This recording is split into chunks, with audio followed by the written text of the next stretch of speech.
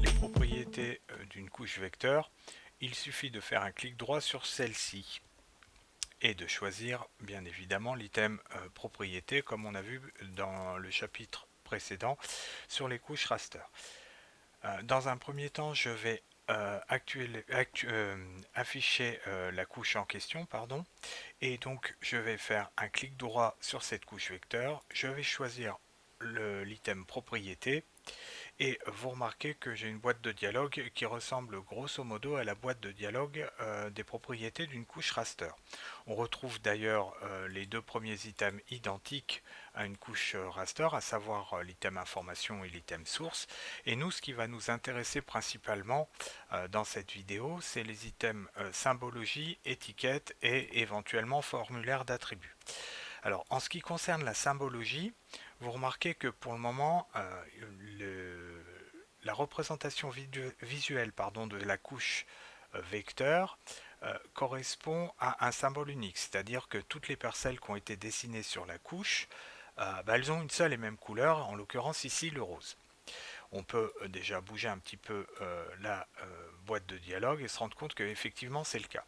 Et bien si je veux catégoriser ces différentes parcelles en fonction par exemple du cépage, eh bien il conviendra de non pas utiliser un symbole unique, mais d'utiliser un symbole catégorisé. Si je clique sur l'item catégorisé, je vais choisir le descripteur de ma table d'attributs, c'est-à-dire le champ qui va me permettre d'effectuer ce classement, d'effectuer cette catégorie. Et donc on va prendre l'exemple que je vous ai donné, à savoir je veux afficher d'une certaine couleur les parcelles dont le cépage est gamay et d'une autre couleur les parcelles dont le cépage est le chardonnay. Donc je vais choisir le descripteur cépage, pardon, le champ cépage, et je vais donc à travers ce champ cépage classer euh, ce- les différentes valeurs, c'est-à-dire avoir accès à toutes les entrées correspondantes à ce champ. Je peux évidemment supprimer la dernière valeur puisque je n'en ai pas besoin. Et vous remarquez qu'en fait, il m'a catégorisé ces deux valeurs avec du vert et du bleu. Alors ça m'intéresse peut-être pas. Si je prends chardonnay, eh bien je vais dire que plutôt que du vert, je voudrais plutôt du jaune. Voilà. Et si je prends gamay, plutôt que du bleu, je voudrais plutôt du rouge. Voilà. Et donc si je clique sur OK, eh bien vous remarquez que se sont affichées en rouge les parcelles avec un cépage gamay et en jaune les parcelles avec un cépage chardonnay. Alors on peut aller plus loin au niveau des propriétés puisque en fonction de ce qu'on veut afficher sur notre carte, eh bien on pourra mettre des étiquettes.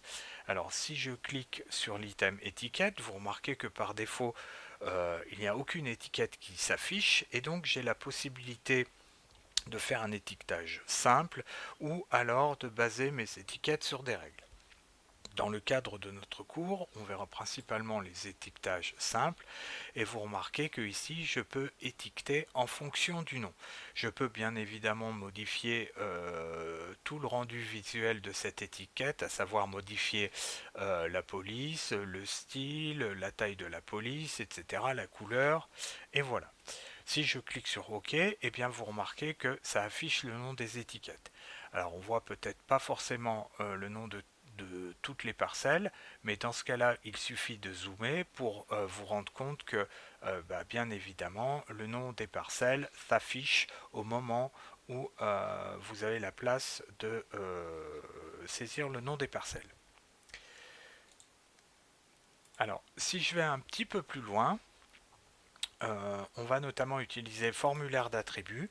Alors pour le formulaire d'attributs, cela va nous permettre de, plutôt que de saisir les valeurs, ça va nous permettre notamment de rentrer des valeurs dans une liste déroulante de manière à avoir à choisir dans différentes possibilités ce qu'on veut marquer dans notre table d'attributs.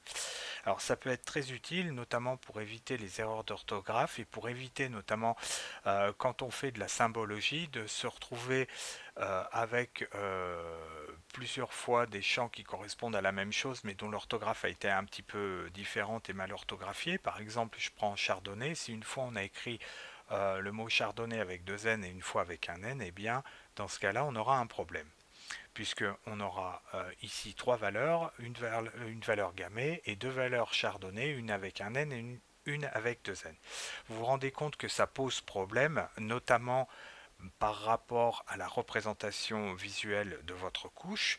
C'est la raison pour laquelle fonctionner avec des listes déroulantes, eh bien c'est pas forcément inutile dans la mesure où vous allez éviter ce genre de problème.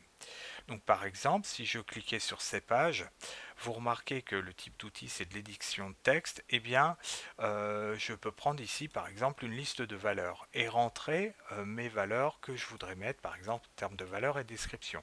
Par exemple ici je mettrai gammé et là aussi gammé et j'ajouterai une autre valeur et je mettrai après chardonnay et chardonnay.